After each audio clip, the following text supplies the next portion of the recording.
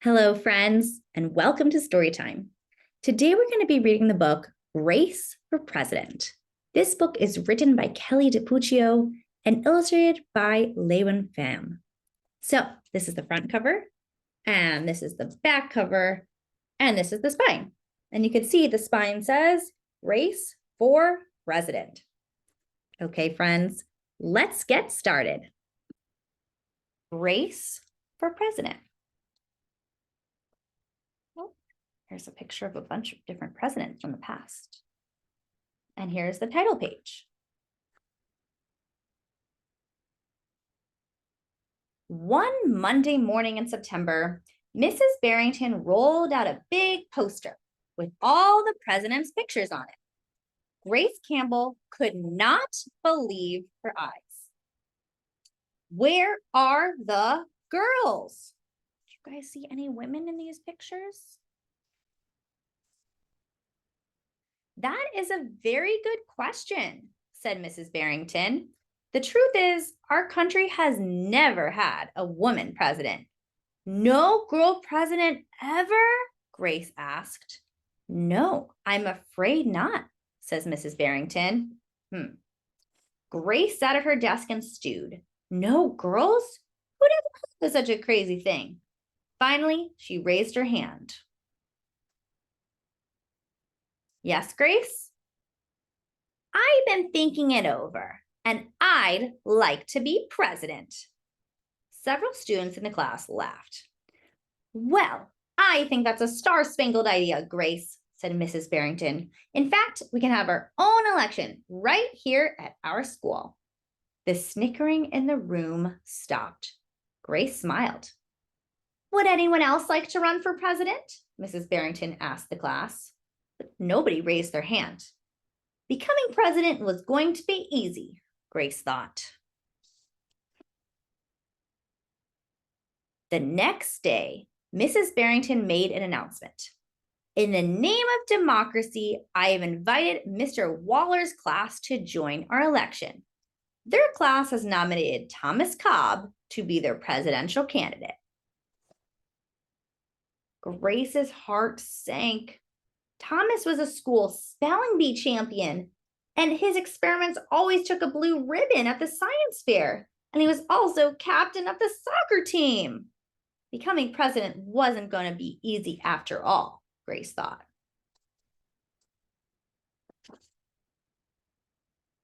The teachers put the names of all 50 states and the District of Columbia into a hat.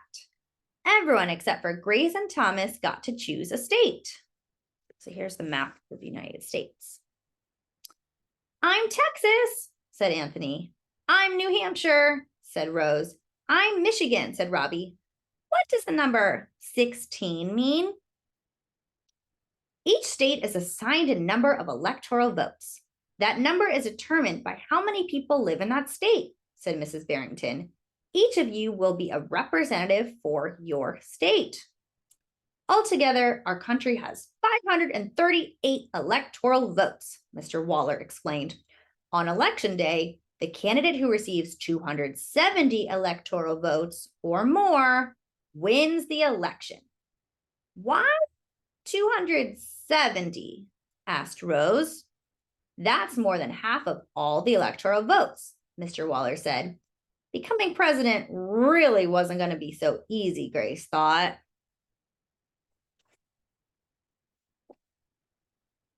Grace came up with a campaign slogan. Make history, vote Grace Campbell for president. But Thomas also came up with his own campaign slogan. Vote for Thomas Cobb, the best man for the job. Grace listened to what issues were important to students, and she made a list of the campaign promises. So her promises are a peaceful school with no bullies, a cleaner school with no littering, and better hot lunches. No more fish stick tacos. But Thomas also made up his own list of promises. Here he has a sign that says free tutoring, free soccer lessons, fish stick tacos every week. Uh-oh. Grace made campaign posters and buttons, and Thomas also made posters and buttons. Each week, the teacher set aside time for the candidates to meet with their constituents. Constituents means the people who they're going to represent. Polls were taken. Voters were making their choices. We have a lot of signs here. It says Grace for president, the girl for the job, make history, vote Grace for president, vote for Grace, vote for Grace. But over here is Thomas's side. It says Thomas for president. The man for the job is Thomas Cobb. Thomas is the man. Thomas can do the job. Thomas is number one. You can't go wrong with Thomas Cobb on the job. Grace continued to campaign. At recess, she gave speeches. And during lunch, she handed out free cupcakes. After school, she held rallies. Wow, look at all the things they're doing, handing out cupcakes and having a rally, giving people lots of information about her campaign.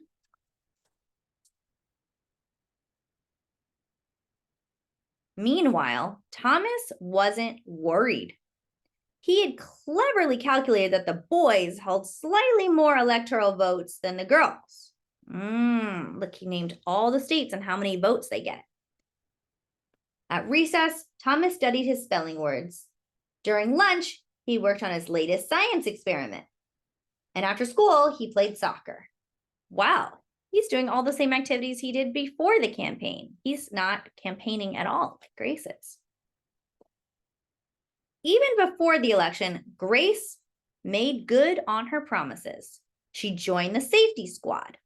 Wow. And she organized a school beautification committee. And she volunteered her time in the school cafeteria. So here she is in the cafeteria and she's painting the school. And she has on a safety squad over here. Wow, she's doing a lot of things. In early November, the elementary school hosted a special election day assembly. Grace and Thomas took their places on stage as a school band began to play.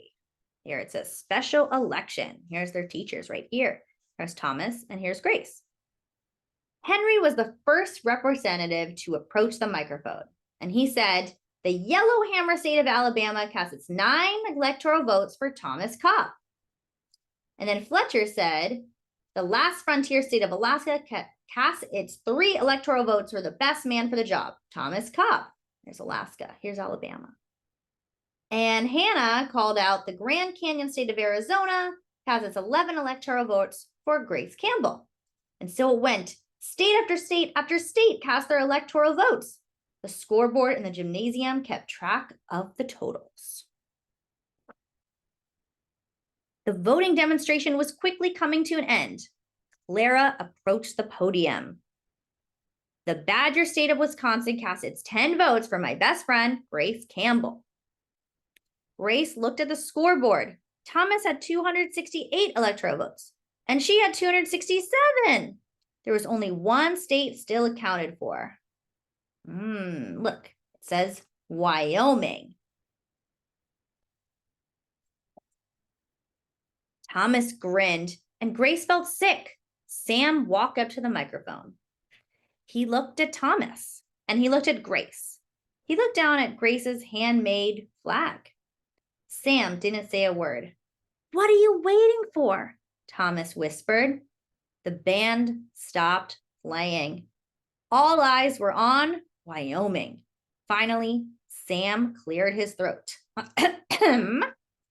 The equality state of Wyoming cast its 3 electoral votes for Grace Campbell. The gymnasium erupted in loud cheers.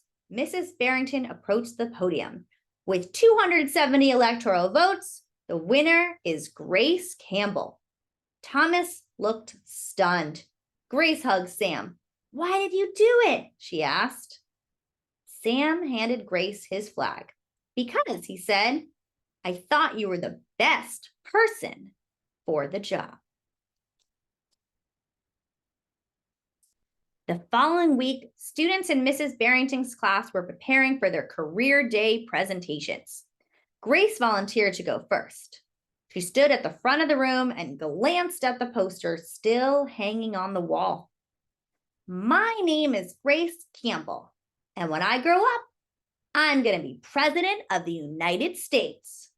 This time, everyone believed that she would.